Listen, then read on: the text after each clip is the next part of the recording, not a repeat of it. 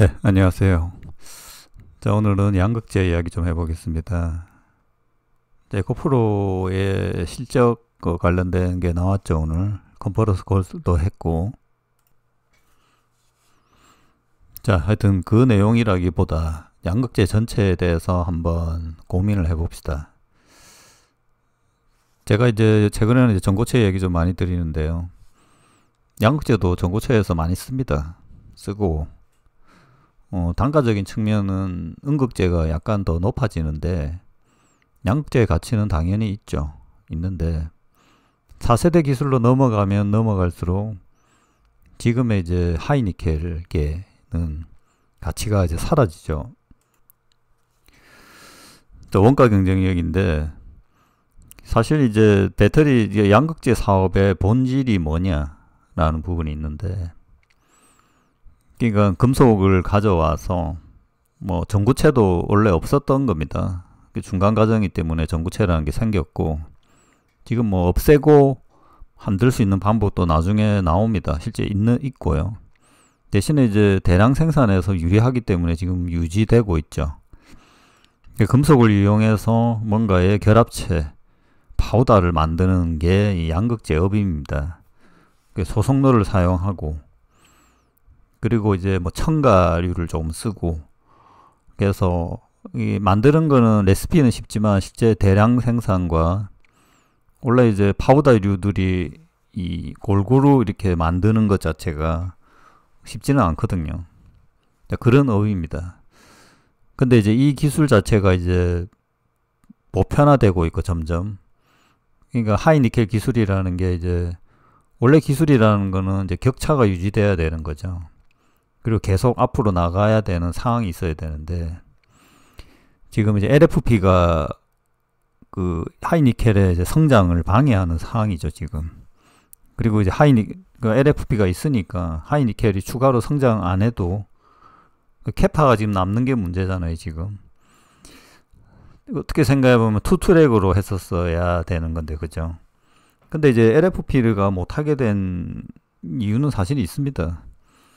있고, 중국이 이제 해내는 바람에, 근데 그거는 뭐 그 정책적으로라든지 워낙 수요가 많았기 때문에 LFP가 성공하게 된 거죠. 중국 전기차에서 이게 테스트가 되면서 됐기 때문에, 원래 그게 아니었으면 서서히 갔을 수도 있고요. 아니면 하이니켈에서 미드니켈계로 갔겠죠. 최근에 이제 지금 보면 미드니켈 망간계가 있는데 그 부분도 빨리 안 나와요. 지금 보면 어렵다는 거죠. 조성 자체가 사실 하이니켈도 어렵죠. 어려운데 그쪽으로 이제 간 것보다는 미드니켈을 더 키웠어야 되는데, 어떻게 생각해 보면. 근데 이제 그 부분에서는 이제 코발트 문제가 좀 있었고, 자, 그런 여러 가지 이제 광물 관련된 부분이 이제 발목을 잡게 된 거고, 자, 어떻든 지금 현재 양극재 사업이라는 거, 에코프로, LG화학, LNF, 코스모 신소재, 포스코 퓨챔, 또 한두 개 더 있다고 봐야 되나? 자, 그런 기업들의 상황들은 특별히 지금 기술적인 차가 있는 건가? 가령 LNF 니켈 95% 단결정이면 엄청 많이 써야 되는데 그것도 아니고, 테슬라만 일부 지금 채택하는데 쓰는가 안 쓰는가도 고민이고, 상황이 향후에는 쓰겠죠. 시간적인 문제가 있고, 에코프로 BM도 니켈 80% 이상에서 처음에는 좋았죠. 그래서 원래 에코프로 BM이 하이니켈에서 세계 최대 강자였는데, 지금도 그게 유지되는 건가? 벌써 4, 5년이 지났는데 하이니켈이 나온지. 자, 이런 상황이라는 거죠. 그래서 여기 보면 광산업이라든지 뭔가 이렇게 이 원재료를 싸게 사오는 방법에 대해서 에코프로가 뭐 인도네시아에서 중국 기업과 해가지고 막 그런 이야기들 몇 개월 전에 했었잖아요. 근데 그게 이제 사실 잘 될 거냐? 잘 되면 좋겠죠.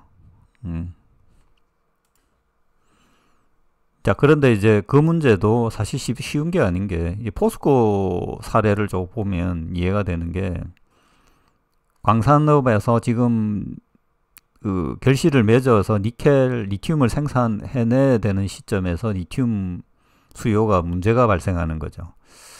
그래서 너무 롱텀으로 긴 시간으로 시계열이 정해지다 보니까 지금 열심히 했는데 나중에 그 결실이 맺어질 건가에 대한 불확실성이 있는 거죠. 그러니까 에코프로가 지금 인도네시아 가서 뭐 전구체 만들고 하는 이 행위들 있지 않습니까? 그죠? 오늘 딱 보니까 이제 코스홀딩스가 여기 그러니까 2차 진경 포스코는 지금 보면 그 수직 계열화했던 거 중국과 합작했던 거를 계속 지금 해산하고 있습니다. 근데 포스코 이제 에코프로는 최근에 이제 그 업을 이제 진행하게 된 거고 약간 이제 온도차가 다르죠. 뭐가 맞는지는 알 수는 없습니다. 이게 원재료 가격이 리튬 가격이 제가 최근에 이제 리튬 가격도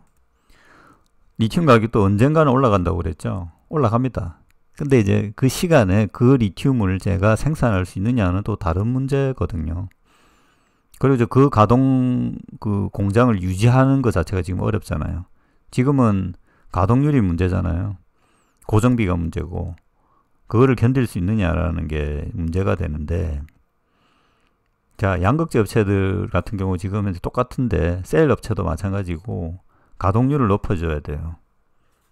사실 이익이 중요한 게 아니고 가동률을 높여야 되는데 수주를 받아야 됩니다. 근데 이제 제가 여기 왜 빨간색으로 이제 왔냐면 에코프로의 자료 중에 고객사 편중에 따른 리스크 축소를 위해 노력을 지속하고 있다. 이 부분이죠. 이게 가장 중요 부분입니다, 사실. 그거를 리스크 축소, 고객사 편중. 이 삼성 SDI 최근에 실적이 안 좋죠. 그 영향을 바로 받았던 거죠. SKO는 뭐 그래도 괜찮았다라고 보는데, 그런데 그 두 개도 문제가 있고, 테슬라에 직접 납품하는 거, 중국 기업, 폭스바겐에 바로. 사실 근데 이 셀 기업들이 그렇게 많지 않아요. 공급할 수 있는 데가. 따지고 보면. 파나소닉, 테슬라는 지금 LG의 소리 잡고 있죠. 그러니까 LG화학, LNF까지 여기에 에코프로비엠이 들어갈 수 있는가 고민이 되는 거죠. LG화학도 보면 여기도 보면 기타 외부 OEM들의 실물량 계획에 맞춰 뭐 이런 이야기 막 나오는데, 사실 이제 LG화학이 LG엔소 외의 기업들에게 납품하는 거를 제가 봤을 때 사실 LG엔솔은 그렇게 좋아하지 않을 가능성이 높다라고 봅니다. 근데 왜 이런 것들이 생기냐면 LG화학은 LG엔솔의 지주사예요. 그래서 하청업체 같은 느낌이 안 들거든요. 조율이 안 되죠.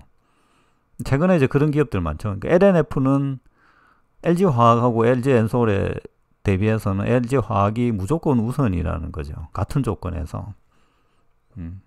근데 지금은 기술적 우위가 있기 때문에 LNF가 하이니켈, 울트라 니켈에서 강세를 띈다라고 했을 때, 다음 에코프로비엠 같은 경우 SK온 납품했잖아요. 그 큰 두 개를 잡았는데도 상황이 이렇다. 그러면 오버캐파를 한 거죠, 사실은. 근데 그걸 해소하기 위해서 이제 고객사를 더 늘려야 되는데, 근데 SDI도 보면 고객사 SK온에 붙으니까 삼성 SDI가 자체 배터리 캐파를 만들었어요, 또. 자, 제가 이제 뭐 길게 주절주절 이야기 했는데, 이 양극재 업체라는 것도 이 셀 기업을 벗어나는 뭔가를 하기가 쉽지 않다라는 겁니다. 에코프로비엠은 SK온 때문에, 근데 그것 때문에 사실 오버캐파가 된 부분도 있다라고 보는데, 그거 아니었었고 온리 삼성 SDI만 했었으면 어떻게 됐을까? 근데 뭐 이전에 그렇게 폭발적인 매출을 나타나지는 않았겠죠. 이게 이제 지금 보면 코스모신 소재 이런 거, 이 적자에까지는 안 가죠. 그 당시에 보면 리튬을 그 사급, 도급 뭐 이런 방식으로 써서 원래 그렇게 하지 않았는데, 지금 그 부분 때문에 지금 재고가 아직도 영향을 주잖아요. 에코프로비엠은 이제 그게 없어졌다고 하더라고요.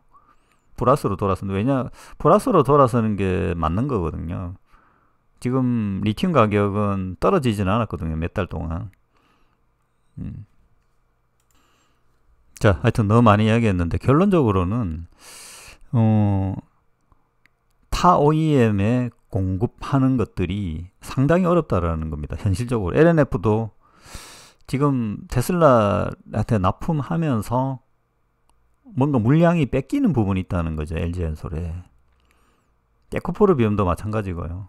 근데 이거를 극복한다고 하면 근데 극복할 만한 뭔가가 있어야 되는 거죠. 사실 양극재만의 특징적인 양극재가 있어야 되는데, 그렇게 되면 여러 OEM들, 그러니까 파나소닉, 테슬라 모든 양극재 기업들에게 요거는 최상의, 이 양극재를 쓰면 최상의 성능이 나오기 때문에 모든 배터리 기업들, 중국 기업들까지도 그 양극재를 쓰고 싶다, 써야지 그 성능이 나온다 라는 그런 게 있어야 된다는 겁니다. 결론적으로. 자, 그런 양극재가 나올 수도 있습니다. 양극재도 지금 보면 여러 가지 시도들을 하고 있거든요. 내가 이제 대표적으로 이야기한 게 최근 LF도 아까 만간계 같은 거 가격도 만족하고 성능도 나오는 자, 가격도 만족하고, 그러니까 가격이라는 거는 그거잖아요. 그 금속 가격에 인가공 정도만 들어가야지 그 이상의 뭔가를 해서 특징이 나온다 하더라도 가격이 비싸면 안 된다는데, 아니면 가격이 비싼 만큼 용량이 나오든지, 아니면 용량이 나오는데 가격은 싸든지, 그러니까 망간을 넣는 거죠. 지금은 그 망간계가 뭔가가 돼야 되는데 그게 아직 안 나왔다는 거예요. 자, LFP를 대응할 수 있는 양극재를 만들 기업이 어딜 건가? 지금 개발한다는 이야기는 있지만 안 나왔습니다, 아직. 자, 그게 나온다고 하면 어렵다는 거죠. 지금까지 잘 안 나오는 걸 보면 어렵다는 거고. 자, 하여튼 이제 그런 걸 개발해서, 그러니까 미드니켈 망간계, 고전한 미드니켈 망간계를 개발해서 모든 OEM들에게 어떤 카피할 수 없을 정도의 수준, 그런 기업이 양극재 기업에서 나오기를 바라는 마음에서 이렇게 언급을 드립니다. 결국 지금 있는 상황에서 기다린다고 되는 게 아니라는 거죠. 자, 하여튼 기술적인 어떤 양극재에 대해서 기대를 조금 해보겠습니다. 마치겠습니다.